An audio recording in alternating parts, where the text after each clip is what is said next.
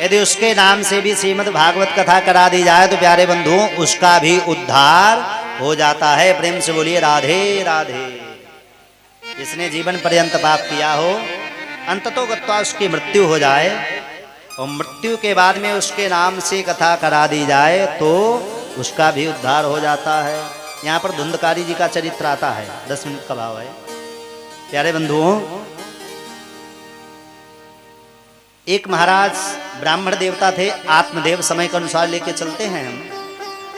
आत्मदेव नाम था, उनकी पत्नी का नाम है धुंधली।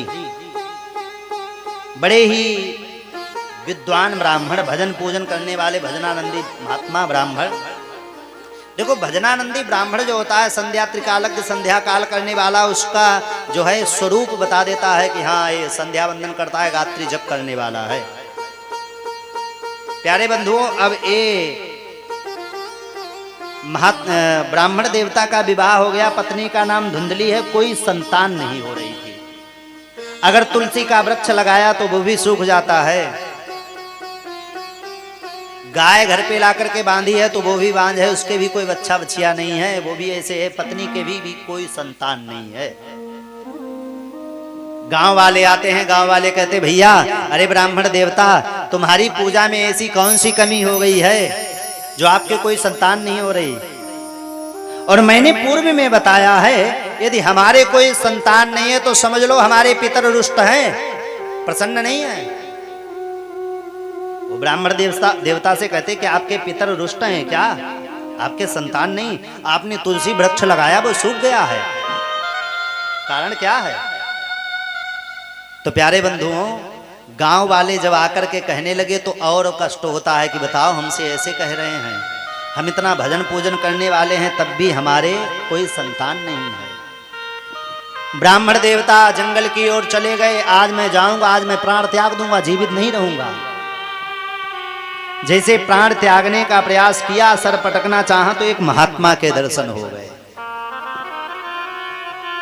महात्मा के दर्शन हुए, महात्मा ने देखा अरे ब्राह्मण आ रहा है, कोई विद्वान ब्राह्मण है। महात्मा ने देखा, महात्मा ने कहा ब्राह्मण देवता आप नदी पे बैठे हुए हो, जल पी रहे हो, क्या बात है, रो क्यों रहे हो, कारण क्या है। कथम रोदिश विप्रत्वम, आपकी चिंता क्या है। काते चिंता बली ऐसी, चिंता का कारण बताइए। ब्राह्मण देवता ने हाथ जोड़ लिए, अरे महाराज जी हमारे कोई संतान नहीं है, हमने घर के दरवाजे पर तुलसी का वृक्ष लगाया है, वो वृक्ष भी सूख गया है, हमारी गऊ दरवाजे पे बंधी हुई है, वो भी बांझ है, वो भी बच्चा बच्चिया किसी को जन्म नहीं दे रही है। मुझे पता नहीं हमारे पितर हमसे रुष्ट हैं, क्या गलती हो गई है, क्या भगवान हमारी पूजा को स्वीकार नहीं कर रहे हैं क्या। हमें लगता वो प्रभु हमारी पूजा को स्वीकार नहीं कर रहे हैं। अब बताइए हम क्या करें। तो वो महात्मा कहने लगे अरे पंडित जी आप इतने बड़े विद्वान होकर के और आप संतान के लिए रो रहे हो क्यों। संतान क्या कर देती है, मरने के बाद में आग दे देती है।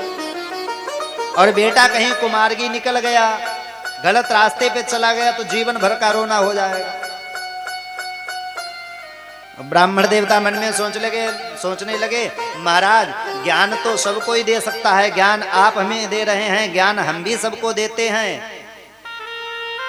लेकिन मेरे मन में जो विचार है हमारे संतान नहीं, हमें ऐसा आशीर्वाद दीजिए कि हमारे संतान हो जाए। जब इतना कहा है तो ब्राह्मण देवता को देख करके मस्तिष्क की रेखाएं देखी, हाथ की रेखाएं देखी, देख करके कहने लगे महाराज आप पुत्र की कामना कर रहे हो, लेकिन ध्यान रखिए सप्त जन्म बधित तव पुत्रो नैव च नैव च। आप एक जन्म की बात छोड़िए, 2 जन्म की बात छोड़िए, मैंने आपके हाथ की रेखाएं पढ़ ली हैं, मैंने आपके मस्तिष्क की रेखाएं पढ़ ली हैं। आपके 7 जन्मों तक लगातार कोई जीवन में संतान लिखी ही नहीं है। 7 जन्म तक आपके कोई संतान नहीं होगी। अच्छा बताइए, ब्राह्मण देवता तो 1 जन्म का रोना लिए बैठे थे, अब इन्होंने टेंशन और दे दी, 7 जन्म की और बता दी है, 7 जन्म का रोना दे दिया।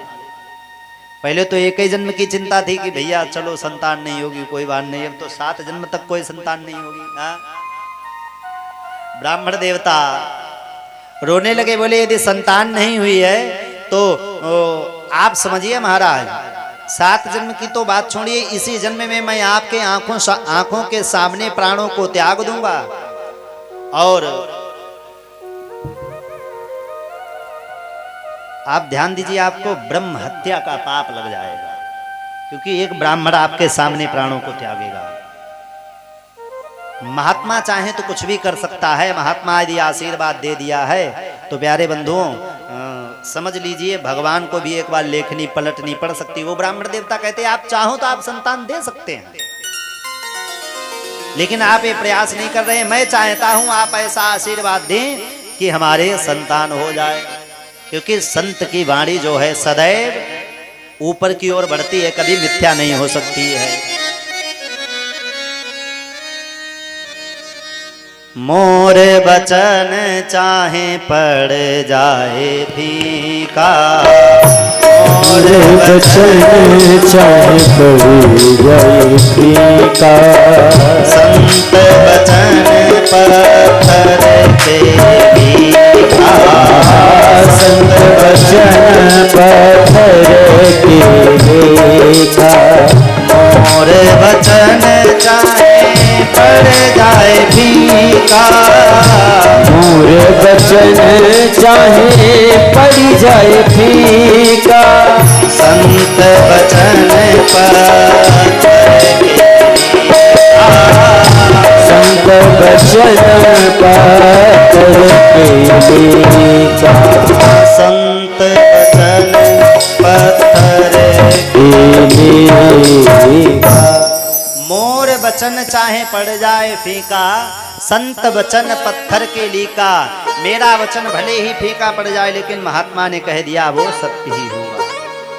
अब सर पटकने लगे तो महात्मा ने सोचा ये प्राण त्याग देगा। महात्मा ने झोली से फल दिया, ये फल जाकर के खिला देना देवी जी को, उसके संतान हो जाएगी। प्यारे बंधुओं आज जाकर के जब देवी जी को फल दिया है, देवी जी ने फल खाया नहीं, इधर उधर की बातें कर दी हैं और फल जाकर के गौ को खिला दिया और पंडित जी को झूठ बोल दिया, बोले हमारे संतान जो है उत्तरोत्तर गर्भ में बढ़ रही है, झूठा भरोसा दे दिया।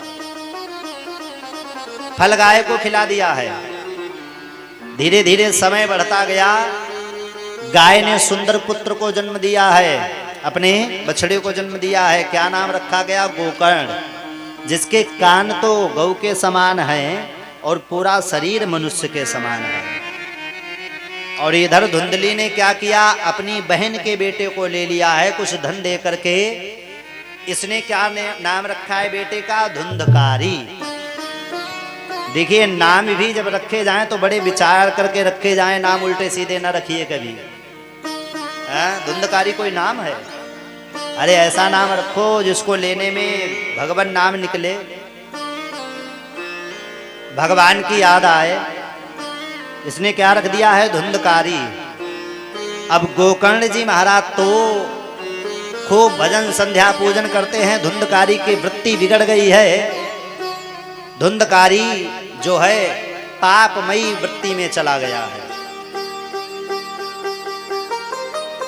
माताजी परेशान, पिताजी परेशान, मैया को मारने लगा है, पिताजी को मारने लगा। पिताजी धन दो धन दो। अब धन हो तो दें, धन कहां से दें? धन है ही नहीं। पिताजी बहुत परेशान हैं, बैठे हुए थे तो गोकर्ण जी महाराज आए जो गौ के पुत्र हैं। बोले पिताजी आप रो रहे हैं, क्या बात है, क्या कारण है? रोइए मत। क्यों रो रहे? बोले बताओ, बेटा बेटा चिल्ला रहा था, बेटा हो गया तो बेटा मार रहा है मुझे। अरे पिताजी यहां से छोड़िए संसार और जंगल में चल करके भजन करिए। संसार में कोई किसी का नहीं है। आप इस संसार में आकर के और उस सुख की कामना करें कि सुख मिल जाए तो नहीं मिलने वाला है। क्यों? इस संसार में तो प्यारे दुख ही है। आप सुख की कामना करें तो सुख नहीं मिलने वाला है। संसार में दुख ही है तो सुख कहां से मिलेगा? पिताजी आप यहां से छोड़ो और यहां से चलो। पिताजी आप जानते नहीं हैं गोकर्ण जी महाराज देखो कितना सुंदर ज्ञान अपने पिताजी को दे रहे हैं। देहे स्थिमान सरुधिरे भीमतिम त्यजत्वम जाया सुता दिशु सदा ममतां विमुञ्च पश्यानिशं जगदिदं क्षणभङ्गनिष्ठं वैराग्यरागरसिको भव भक्तिनिष्ठः। मानव को बांधने के लिए संसार में दो रस्सियां हैं, एक अहमता की रस्सी है और एक ममता की रस्सी है। एक अहमता की रस्सी है, एक ममता की रस्सी है। देखो अहमता अभिमान भरा हुआ है, ममता संसार में अरे महाराज न छोड़ो, ये बच्चा कहाँ जाएगा, बीवी कहाँ जाएगी, नाती पोता कहाँ जाएंगे। ये दो प्रकार की रस्सियां जो हैं हमको पकड़ रखी हैं और जब तक इनको छोड़ेंगे नहीं संसार से निकल नहीं पाएंगे। शरीर क्या है?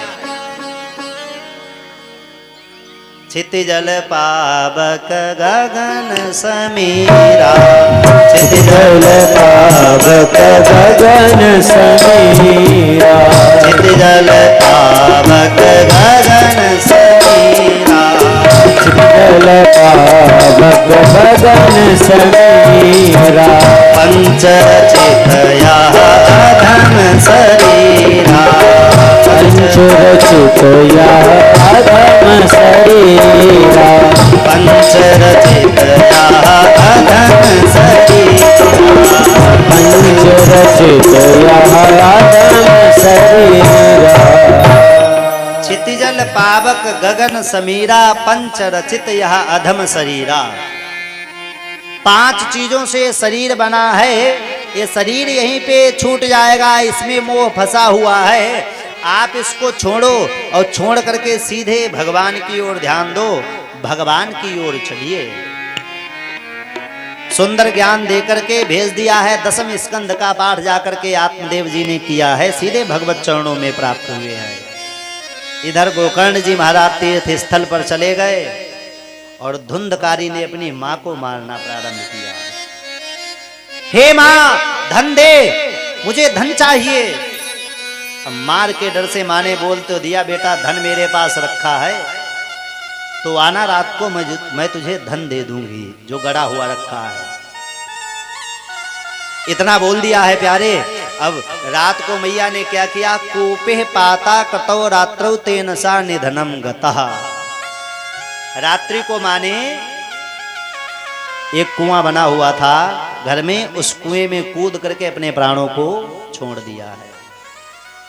अब ढूंढने लगा, माँ कहाँ हो, माँ कहाँ हो, मुझे धन दीजिए, धन दीजिए। अम्मा जीवित हो तब ना मिले, मैया जीवित।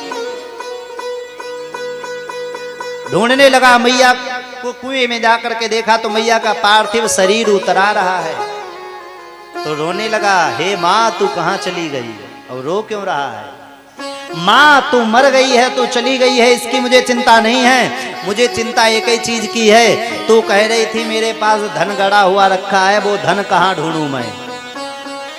वो धन हमें मिल जाए, पूरा घर खोद डाला, धन कहीं प्यारे नहीं मिला है। अब जब धन नहीं मिला है तो परेशान हुआ, वेश्याओं के साथ में रहने लगा, संगति बिगड़ गई। एक दिन वेश्याओं ने चारपाई में इसको बांध करके जलता हुआ अंगारा इसके मुख में डाला है, इसको मारने के लिए। क्यों? उन्होंने सोचा है यदि ये व्यक्ति मरेगा नहीं तो किसी दिन राजा साहब के साथ में राजा साहब पकड़ेंगे तो साथ में हम लोग पकड़े गए तो हमको भी सजा मिलेगी, तो इसको मार देना चाहिए। तो क्या किया, तप्तांगार समूहा सा तन मुखे ही विचक्षुतु, जलता हुआ अंगारा मुख में डाल दिया। अग्नि ज्वालाति दुखे ना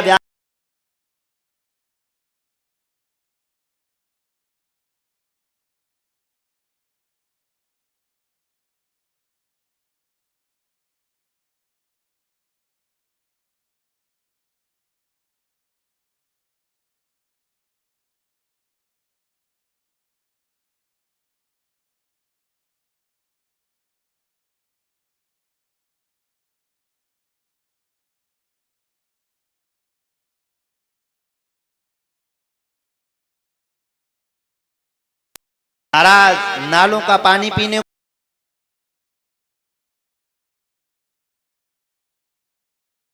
तक उम्र पूरी नहीं होती, वो घूमते रहते हैं।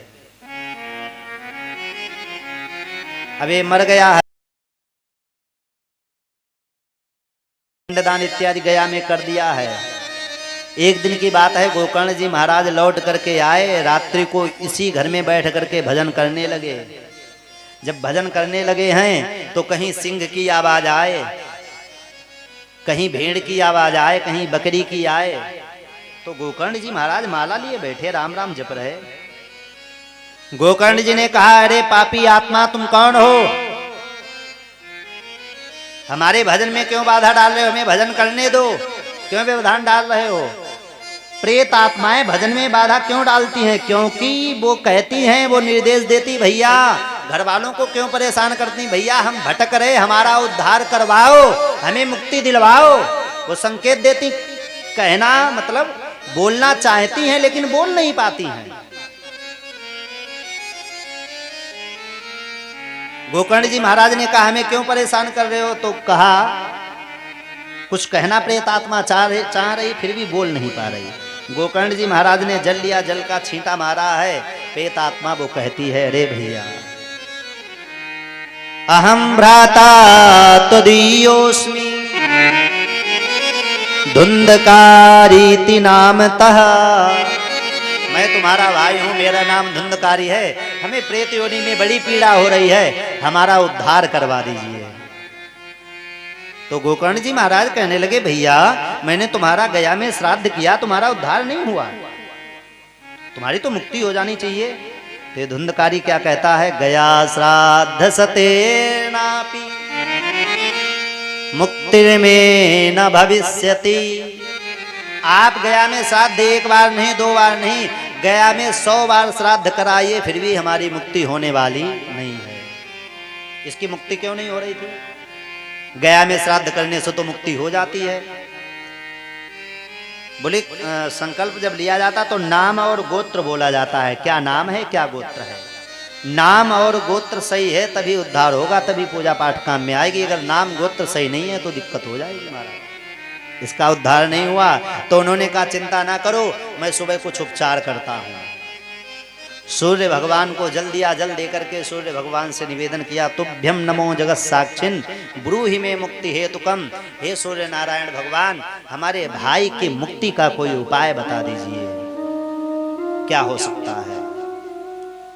तो सूर्य भगवान ने कहा, यदि आप अपनी भाई की मुक्ति करवाना चाहते हो, करना चाहते हो, तो इसको सप्ताह श्रवण कथा जो है इसको श्रवण करा दीजिए, सप्ताह विधि से। सुंदर मंच लगाया गोकर्ण जी महाराज ने, बांस लिया एक सप्तग्रंथी का, और बांस के अंदर जो जगह नहीं रहती है, बीच में खाली रहता है, उस पे जाकर के एक गांठ के ऊपर बैठ गया।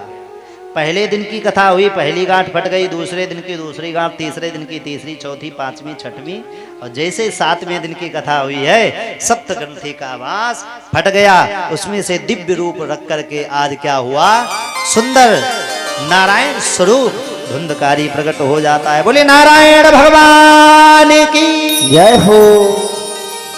भगवान का विमान आया, विमान पर बैठा और भागवत की महिमा गाने लगा। धन्या भागवती वार्ता प्रेत पीड़ा विनाशिनी, सप्ताहो पि तथा धन्या कृष्ण लोक फल प्रदा। धन्या भागवती वार्ता प्रेत पीड़ा विनाशिनी। अरे भागवत की महिमा तो धन्य है, प्रेत पीड़ा विनाशिनी। बताओ, प्रेत योनि से मुक्त करवा दिया, विमान पर बैठा चल दिया। गोकर्ण जी महाराज कहने लगे, रुक जाओ महाराज, एक का उद्धार क्यों? कैसी आवाज आ रही है? एक का उद्धार क्यों? सबका होना चाहिए। हमने सबने कथा सुनी है, तो ये पक्षपात क्यों किया जा रहा है? अत्रैव बहवा सन्ति श्रोतारो मम निर्मला, सबके लिए विमान क्यों नहीं आया? तो बोले कथा सुनने के भी नियम होते हैं, कोई श्रोता है, कोई सोता है, कोई सरौता है? कोई ऐसे बैठा थोड़ी देर, फिर इधर उधर देखा, महाराज आनंद नहीं आ रहा, चुटकुला नहीं हो रहे, भजन नहीं हो रहे, उठ करके चल दिया। अब सोचो महाराज मैंने 10 मिनट कथा सुनी, हमारा उद्धार नहीं हुआ तो उद्धार कहाँ से हो जाएगा? बोले गोविंद भगवान की आई, उसके लिए कुछ करना पड़ेगा, बैठ करके सुनना पड़ेगा आपको। बहुत से लोगों को नींद आ जाती है, आराम से चकाचक सो जाते हैं। हाँ? आप लोग सो लेना, कोई दिक्कत नहीं। आज के हारे थके हो आप लोग तो सो सकते हो, छूटा है। बोलिए गोविंद भगवान की। तो प्यारे बंधुओं, श्रोता भी बोले सबका उद्धार किस लिए नहीं हुआ? बोले एकाग्र मन से नहीं सुनी है, और इस धुंधकारी ने एकाग्र मन से इसने अपने उद्धार के लिए कथा सुनी है, इसलिए जो है इसका उद्धार हुआ। गोकर्ण जी महाराज कहने लगे, 5 मिनट का मात्र भाव। गोकर्ण जी महाराज कहने लगे चलो फिर से मंच लगाते हैं। फिर से मंच लगाया और कह दिया अब सब व्यक्ति बड़े ध्यान से कथा को सुनिएगा। कथा प्रारंभ हो गई है, कथा चल रही है। सबने ध्यान से एकाग्र से कथा सुनी है। कथा पूर्ण होने के बाद में जैसे राम जी के साथ में अयोध्यावासी सभी जा रहे थे, वैसे ही आज गोकर्ण जी महाराज के साथ में सभी आत्मनगर के निवासी, वहां के सभी श्रोतागण बैठ करके विराजमान होकर के जा रहे हैं। कहाँ? भगवान के धाम की ओर।